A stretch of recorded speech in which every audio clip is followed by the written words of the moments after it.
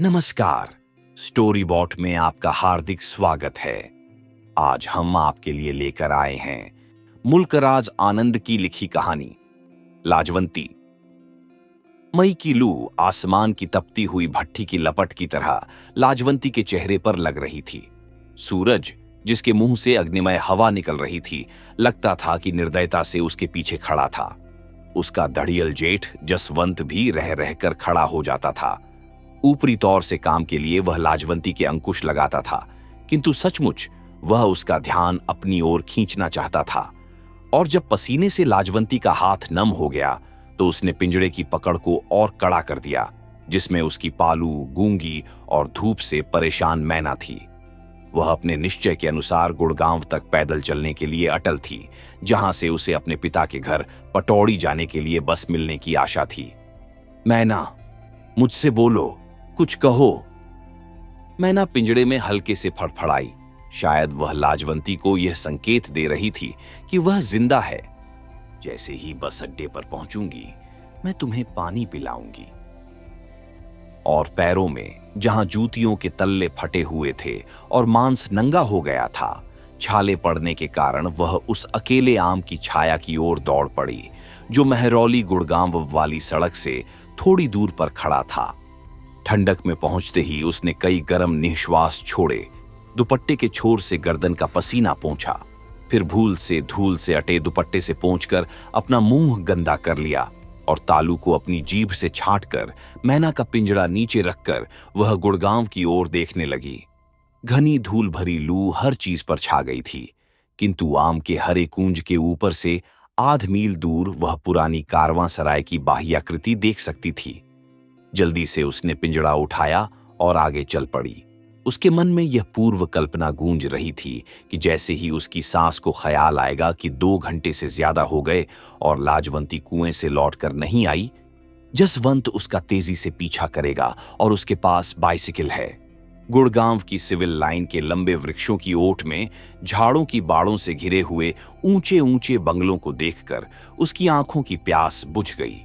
People की हरी पत्तियां उसकी आत्मा के लिए ठंडे शरबत की तरह थीं, और लगता था कि वहां हलवाई की दुकान भी है, जहां उसे एक गिलास मट्ठा मिल सकेगा और वह मैना को कुछ चारा और पानी दे सकेगी।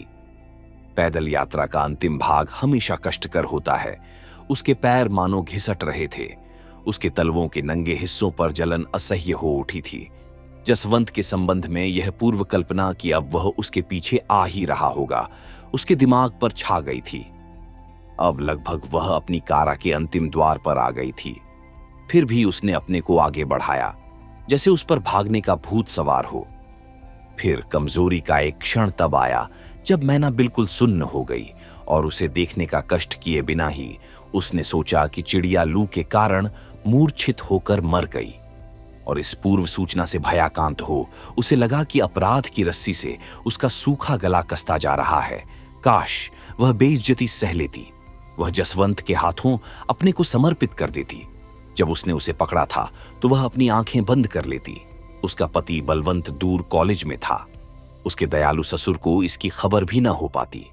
और सास, जो किसी भी चीज से अधिक नातियों की इच्छुक थी, जान जाती तो भी परेशान न होती, क्योंकि वह सदा जसवंत का ही पक्ष लेती थी, जो कि खेती कराता था, बलवंत का नहीं, जो कि क्लर्क होना चाहता था। मुझसे बोलो मैना, मुझसे दूर मत जाओ। यदि तुम चली जाओगी तो मैं भी मर जाऊंगी। लेकिन जब चिड़िया ने पंख भी नहीं फड़फड़ाए तो उसका दिल डूबता सा लगा और वह पसीने से तरबतर हो गई। हो सकता है कि मैं अंधविश्वासी हो रही हूं, उसने खुद से कहा। मुझे पटौड़ी तक सकुशल पहुंचने के लिए हौस खास वाली सड़क के चौराहे पर टोटका कर लेना चाहिए था। तब ईश्वर जरूर मेरे दुश्मनों को मुझसे दूर रखता। भाग्य ने उसके आगे मौन दूरी की लंबाई फैला दी थी। अपने मन की रिक्तता के सामने उसने सारी धरती को अपने खिलाफ होते महसूस किया। जिन सारे पापों के लिए वह सजा भुगत रही थी, उनके लिए वह ईश्वर के सामने झुककर क्षमा याचना करना चाहती थी। ओ भगवान, धीरे धीरे मुझे सतपथ दिखाओ, वह मन में ही चीख उठी। उसी समय उसने जसवंत की अशुभ आवाज सुनी। रुक जाओ पागल औरत, नहीं तो मैं तुम्हारी जान ले लूंगा। उसने पीछे मुड़कर नहीं देखा, क्योंकि अपने जेठ के विशेष स्वर को वह जानती थी। वह उसकी पहुंच के बाहर होने के लिए हलवाई की दुकान पर आराम करते आदमियों के झुंड तक पहुंचने के लिए सहज ज्ञान से उड़ भागने की प्रेरणा पाकर दौड़ पड़ी। मैना ने पंखों को जोर से फड़फड़ाया। इस बार वह खतरा जानकर चीख उठी। रुक जा! तीक्ष्ण और कानों को भेद देने वाली मृत्यु की आवाज आई।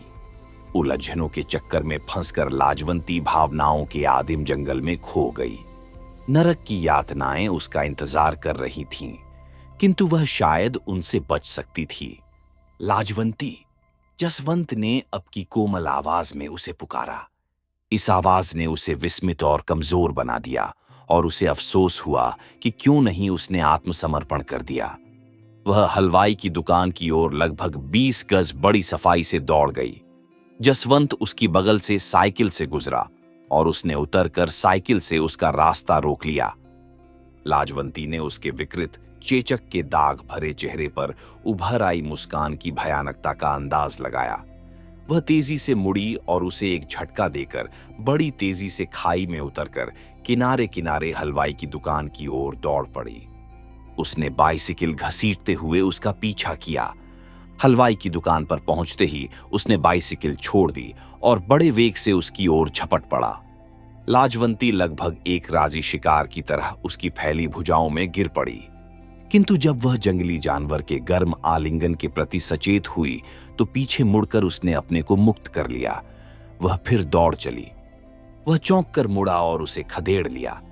वह हलवाई की दुकान की बगल वाली काठ की बेंच पर बैठे बैठे कि उसने उसका आंचल पकड़ लिया।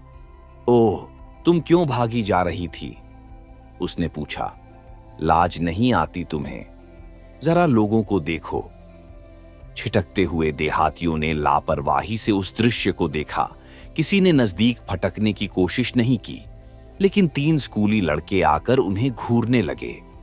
मुझे जाने दो, मैं अपने पिता के घर जाना चाहती हूं, लाजवंती ने जसवंत की ओर बिना देखे ही कहा। मैना पिंजड़े में फड़फड़ा उठी। नहीं, तुम्हें अपने पति घर लौटना होगा, जसवंत ने शब्दों को चबाते हुए कहा, और जब वह उसकी पकड़ से मुक्त होने का प्रयत्न करने लगी तो उसने लाजवंती की कलाई मरोड़ दी। जानवर! वह चीख पड़ी और बिना आंसू के वह सिसकियां भरने लगी। मुझे अकेली छोड़ दे, मुझे अपनी मैना को पानी पिलाने दो। जसवंत की हिंसक पशुता कमजोर लाजवंती पर बढ़ गई। वह फटी आवाज में चिल्लाया, रंडी कहीं की, छिनाल! भाग रही हो? हमारी बिरादरी हमें क्या कहेगी? इस तरह हमारी बेइज्जती कर रही हो।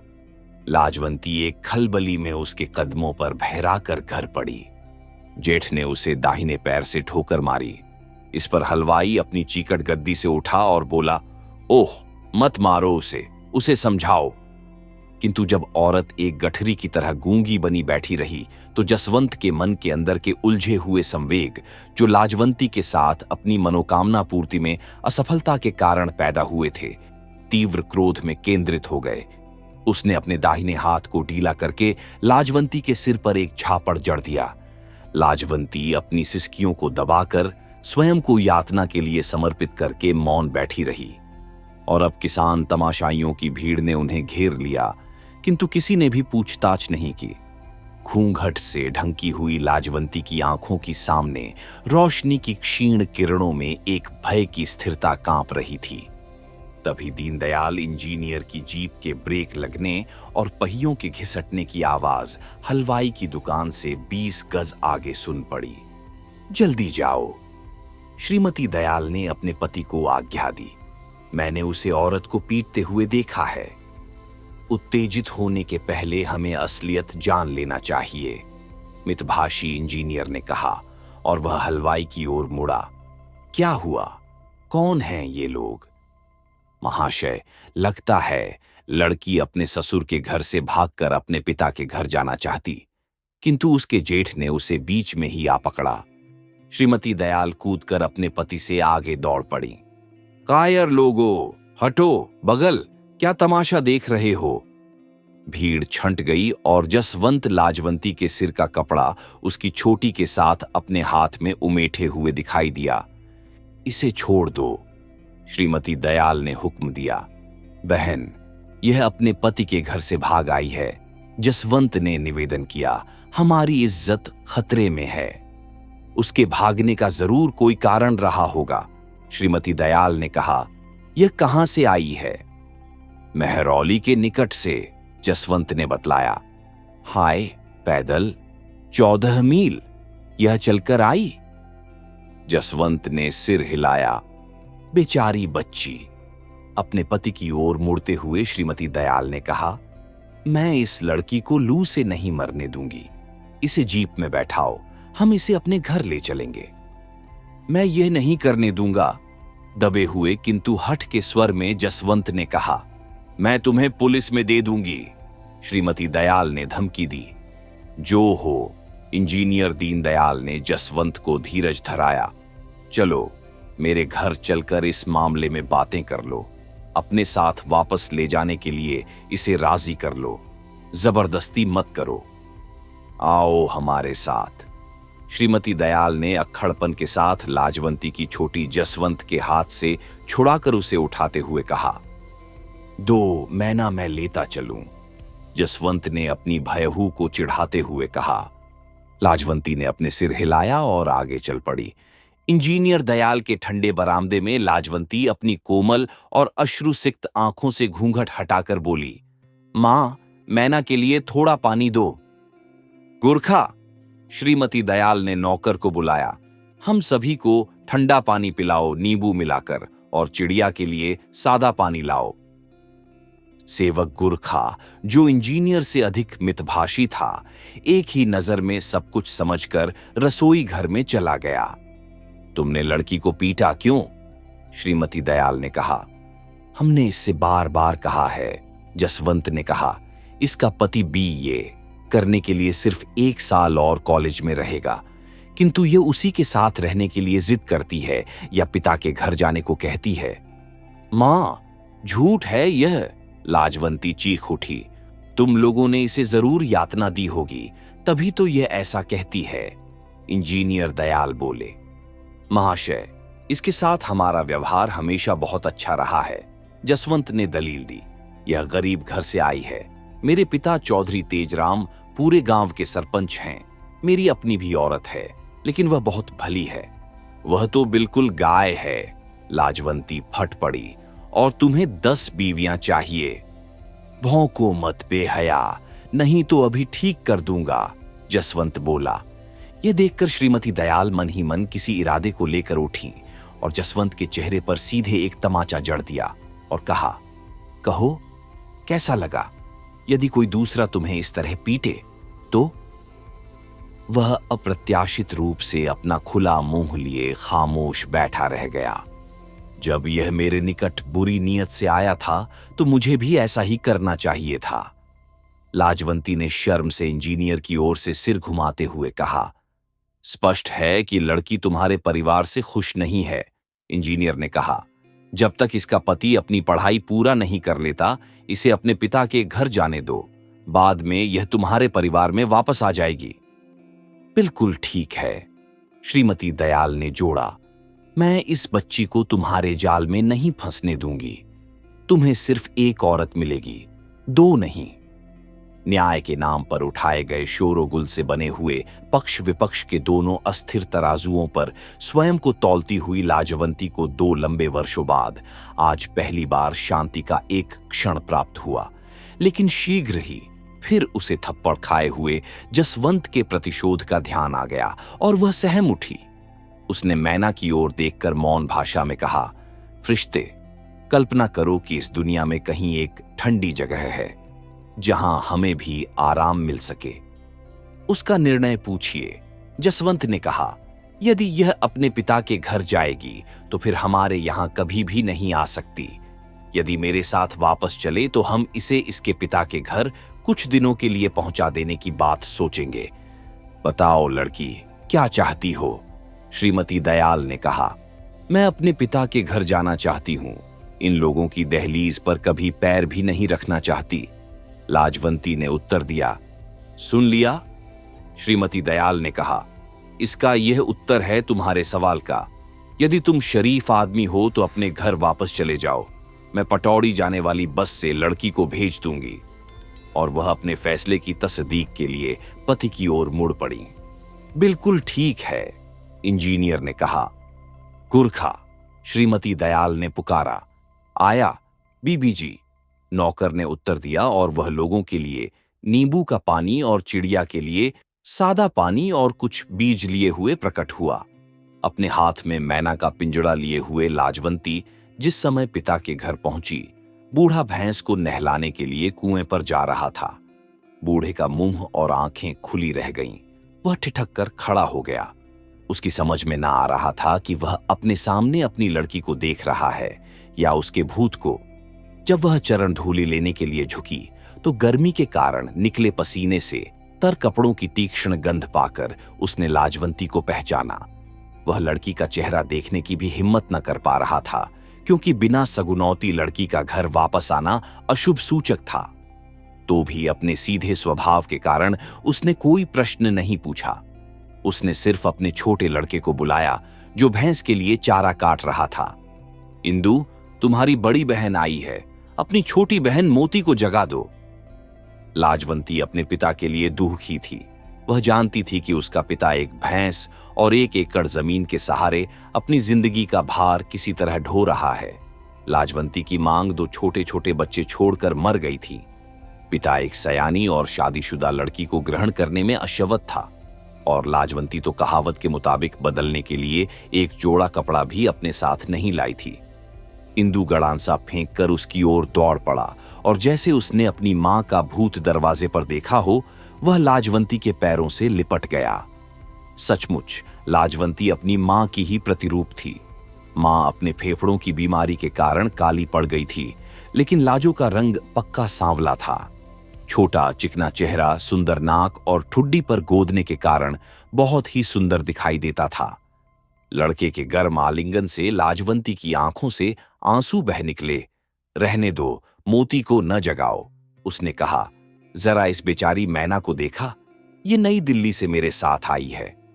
लड़के ने झपट कर पिंजड़ा ले लिया और चिड़िया को बुलवाने की कोशिश में लाजवंती को भूल गया। इंदु, थोड़ा पानी और खाने के लिए कुछ दाने चिड़िया को दो, लाजवंती ने दहलीज पर बैठते हुए कहा। तब शायद ये तुमसे बात करेगी।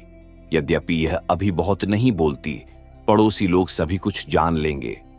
अब जब वह यहां आ चुकी थी, वह चाहती थी कि उसके इस तरह चले आने की बात किसी को भी मालूम न हो। साथ ही बेशक वह यह भी जानती थी कि इस छोटी सी जगह में किसी भी आदमी की कोई भी बात छिपी नहीं रहती। शादी के पहले जब वह खुलेआम हमउम्र लड़कों के साथ खेलती थी और शायद ही दुपट्टे से कभी सिर ढकने की परवाह करती थी, तब जो लोग उसकी हंसी उड़ाते थे, उनसे अब पलायन करना व्यर्थ था। सयाने लोग उसे पागल लाजो कहते थे और लड़के उसे फिल्मी अभिनेत्री मीना कुमारी के नाम से पुकारते थे, जिससे वह काफी मिलती जुलती थी। वह तो अपने पिता के दिल की बात जानना चाहती थी कि क्या वह उसकी रहस्यमय इच्छा और मूल प्रवृत्ति को, जो हमेशा उसे किसी न किसी अनोखी घटना के लिए प्रेरित करती थी, समझता है। इंदु ने पिंजड़े में एक प्याला पानी डाल दिया। और लो, मैना ने बात करना शुरू कर दिया। लाजो, यह क्या कहती है? लड़के ने पूछा। लाजवंती तपते हुए आसमान को देखकर मुस्कुरा दी। कुएं से लौटने के बाद पिता ने भैंस को बांध दिया और इंदु ने जो चारा तैयार किया था उस जानवर के आगे डाल दिया। लड़के ने पर्याप्त चारा नहीं काटा था, अतः वह गड़ान सा लेकर और चारा काटने लगा। किसी को डांटने की उसकी आदत नहीं थी। अपनी बड़ी बहन के आने से इंदु उत्तेजित होकर चारा काटना भूल गया। इसके लिए पिता उसे दोषी करार देना नहीं चाहता था। भैंस का चारा पानी कर चुकने के बाद उसने शाम के भोजन के लिए मसूर भिगोई और चूल्हा जलाने लगा। बापू, मैं यह सब कर लूंगी, लाजवंती ने कहा। बेटा, कोई बात नहीं, उसने उत्तर दिया और अपने काम में हठपूर्वक लगा रहा। फिर अपने लड़के की ओर मुड़ते हुए उसने कहा, अपनी बहन के लिए चटाई दो। झुर्रीदार शांत चेहरे के पीछे उसके भाव छिपे हुए थे, किंतु जैसे ही उसने यह बात कही, लाजवंती ने उसके होठों पर आई विवरणता देख ली थी और वह समझ गई कि उसका यहां आना बापू को पसंद नहीं आया। चटाई सिर्फ मेहमानों को दी जाती है। आसमान की भयंकर आग बुझने के बहुत पहले से ही आंगन पर छाइयों से भर उठा था। लाजवंती गुलाबी बादलों को देख रही थी। लगता था कि जैसे वहां कोई भीषण हत्याकांड हो गया हो, और अपनी ही आत्मा से डरकर उसने अपनी सांसों पर काबू पाने का प्रयत्न किया। बहन, तुम्हें नहाने के लिए घड़े में पानी लाया हूं, इंदु ने कहा। लाजवंती अभी उत्तर देने को ही थी कि भाई की आवाज से मोती चौंक कर ठुनकती हुई जग पड़ी। लाजवंती ने उछलकर बच्ची को आलिंगन में बांध लिया और उसे सांत्वना देने लगी। लाजो, बच्चों को एक मां की जरूरत है।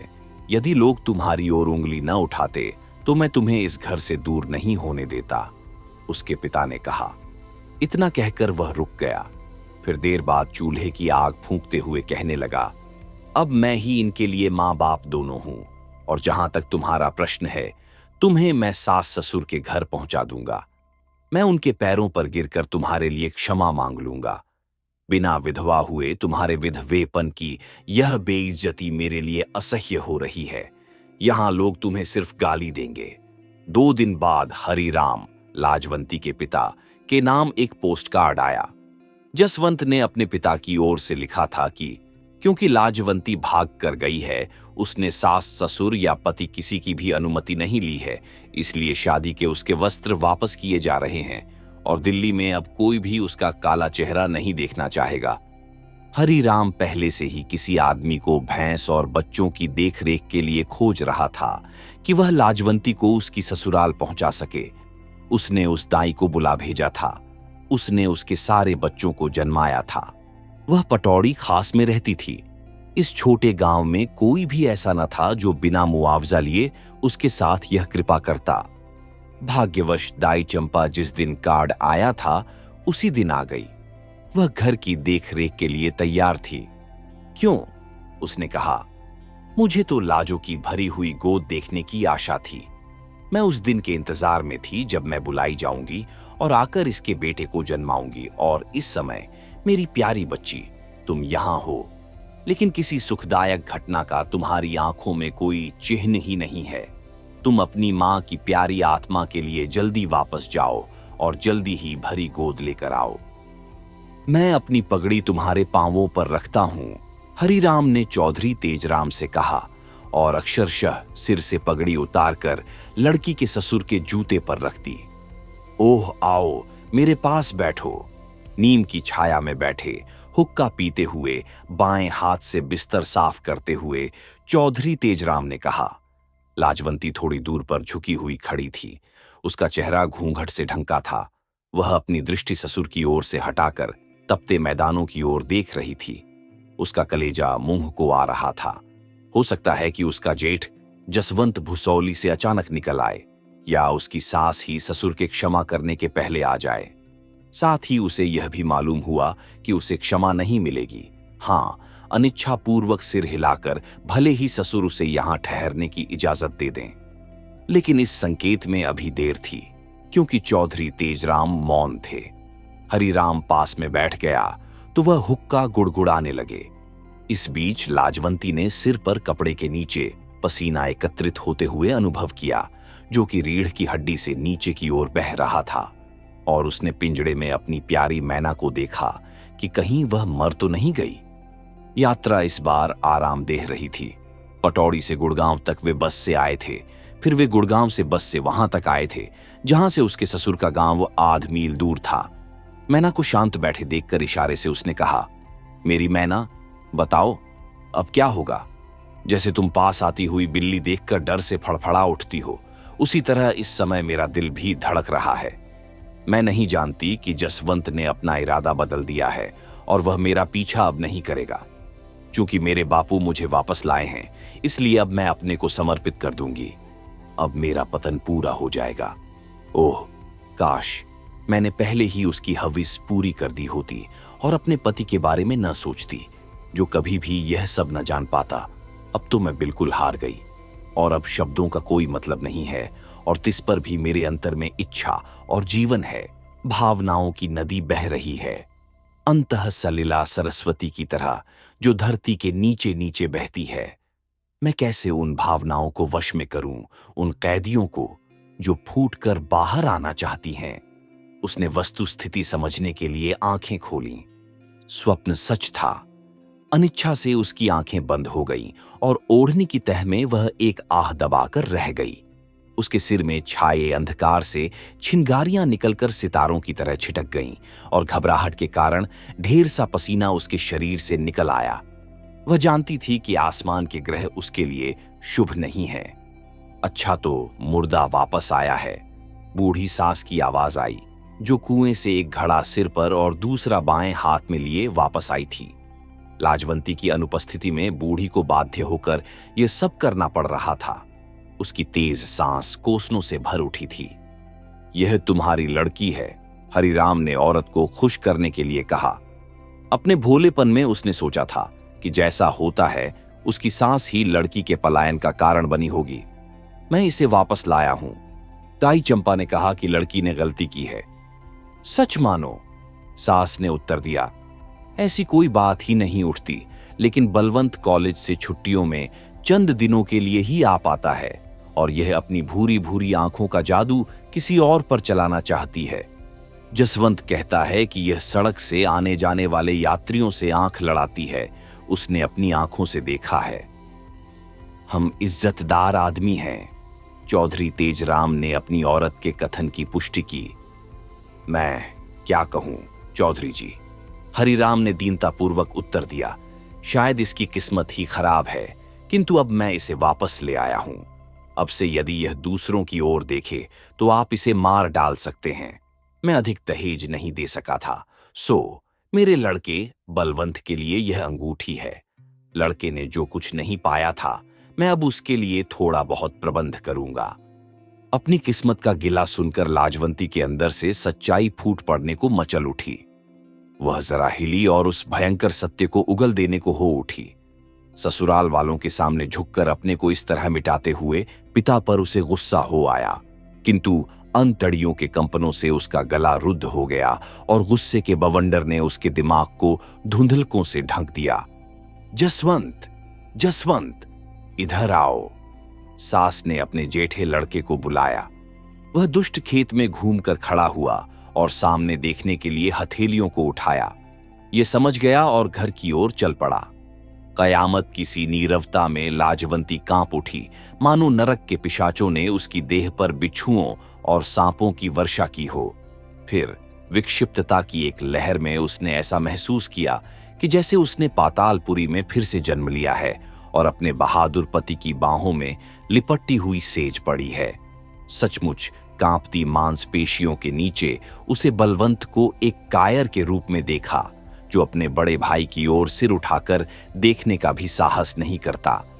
यह वापस आ गई, जसवंत ने दांत पीसते हुए कहा और रसोई घर के दरवाजे पर मूलियों को जमीन पर फेंक दिया। यह तुमसे नहीं कह सकती, यह दाई से मिलना चाहती थी, बूढ़े हरिराम ने कहा। लेकिन वह बात गलत थी। ये खामखाह के लिए घबरा गई थी। यहां भी दाइयां हैं, जसवंत ने स्पष्ट उत्तर दिया।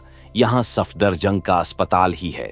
इसकी कहानी पर मत जाइए चाचा, ये शादी के पहले ही कितनों को देख चुकी थी। यह बदमाश लड़की है।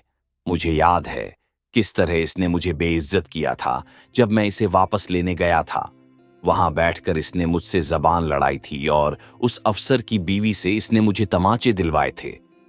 रंडी, बस बस बेटा, चौधरी तेजराम लड़के को रोकते हुए बोले। मुझे पिटवाने का मजा देखा, जसवंत ने कहा और पीछे से लाजवंती को एक ठोकर लगाई। जसवंत, उसकी मां चिल्लाई। लाजवंती कांप कर दुहरी हो गई। सिसकने के पहले वह एक कर्णभेदी आवाज में चीख पड़ी।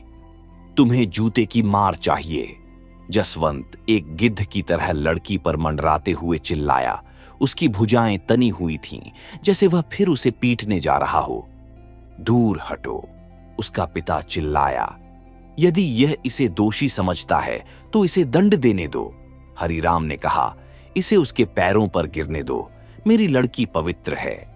इतना कहते हुए उसने अपनी कायरता की पश्चातापजनक पीड़ा महसूस की और उसके गले को सूखी खांसी के आवे ने जकड़ लिया। आंखों में पानी भर गया। मैना, मेरी मैना, लाजवंती ने अपनी सांसों में पुकारा। मैं इसे नहीं सह सकती। धोखेबाज, मक्कार, चुड़ैल कहकर जसवंत उसके पिता की ओर मुड़ा। इसे यहां से ले जाइए, इसकी यहां कोई जरूरत नहीं है। सारी बिरादरी के सामने इसने हमारी बेइज्जती की है। इतना गुस्सा नहीं होते बेटा, चौधरी तेजराम ने कहा। तुम इसे काफी सजा दे चुके। आप जैसी बुद्धि भगवान सबको दे, हरिराम ने कहा। मैं जानता था कि आप दया दिखाएंगे। अब मैं आपकी शरण में इसे छोड़े जाता हूं। यदि चाहें तो आप इसे मार भी सकते हैं, किंतु जब तक बच्चे से इसकी गोद न भर जाए इसे मेरे पास न भेजें। यदि यह इस तरह दोबारा आएगी तो मैं वह बेइज्जती सहने के लिए जिंदा न रहूंगा। मैना, मेरी मैना, हमेशा के लिए मैं चली जाऊंगी तो कौन तुमसे बातें करेगा? लाजवंती ने बाल्टी से चुल्लू भर पानी लेकर पिंजड़े की मैना को नहलाते हुए पूछा। मैना पानी की छींटों से बचकर दूर फुदक गई। मेरी नन्ही, यदि तुम्हें पानी में डूबा दूं तो तुम चीखोगी? लाजवंती ने पूछा। उत्तर में मानो चिड़िया किनारे चली गई। उसके चकराते दिमाग के चारों ओर जो जल की लहरें उठ रही थीं, उनसे दूर अब वह कुएं की जगत पर बैठी हुई थी। यदि वह सोचना बंद कर दे, उसने महसूस किया, तो वह फिर इसे कभी भी नहीं कर पाएगी। अभी नहीं तो फिर कभी नहीं। कुएं पर इस समय उसके और मैना के सिवा कोई नहीं था। गांव की औरतें शाम के लिए पानी ले चुकी थीं। जल्दी ही अंधेरा हो जाएगा। जहां वह बैठी थी वहां से जरा सा झुकने से ही काम बन सकता था। मां, ओ मां, वह अपने अंतर में पुकार उठी। बापू, लेकिन नहीं, अब अधिक इंतजार नहीं, और उसने अपने घड़े को एक झटका देते हुए अपने अनिश्चय से घबराकर जबरन अपने को आगे उचका दिया। वह बड़ी बुरी तरह से कुएं में गिरी। उसका बायां कंधा बगल के पत्थर से टकरा गया था और वह कुएं में किनारे की ओर गिरी थी। एक क्षण के लिए वह ठमक गई। ऊपर से गिरने के कारण वह पहले पानी में पूरी गहराई तक चली गई थी, किंतु दूसरे ही क्षण उसने जोर से अपने शरीर को ऊपर उठते हुए पाया। दुर्भाग्यवश वह तैरना भी जानती थी। वह अपनी सांसों को छोड़ने का निश्चय नहीं कर सकी और उसका सिर झटके से पानी के ऊपर आ गया। वह अब पानी पर बहती हुई तैर रही थी। अब भी मौका था। धड़ तक ऊपर आकर वह फिर नीचे डूबी और उंगलियों से उसने अपनी नाक दबा ली। वह कुछ क्षण तक पानी के नीचे दबी रही। फिर दबी नाक को हाथों से छोड़ते हुए उसने अपने को डुबाने का प्रयत्न किया, लेकिन सांस लेने के लिए उसका सिर पानी से ऊपर आ गया। लाजवंती, लाजवंती, बदमाश, बाहर आओ, उसकी सांस की कांपती हुई आवाज आई। भले लोगों का यह रास्ता नहीं है। पानी में कोई दरार नहीं थी जहां वह अपने सर को घुसेड़ सकती। ये बूढ़ी औरत कैसे आ गई? वह अकेली रहती तो दूसरे या तीसरे प्रयत्न में अवश्य ही कुएं के पर्दे में बैठ गई होती। उस अंधेरे में भी अब पलायन का कोई रास्ता नहीं था और कुएं के बाहर का जीवन पहले से भी कहीं अधिक नारकीय हो जाएगा। धीरे से वह फिर पानी में डूब गई। उसकी नाक और मुंह से पानी भरने लगा और वह डूब गई।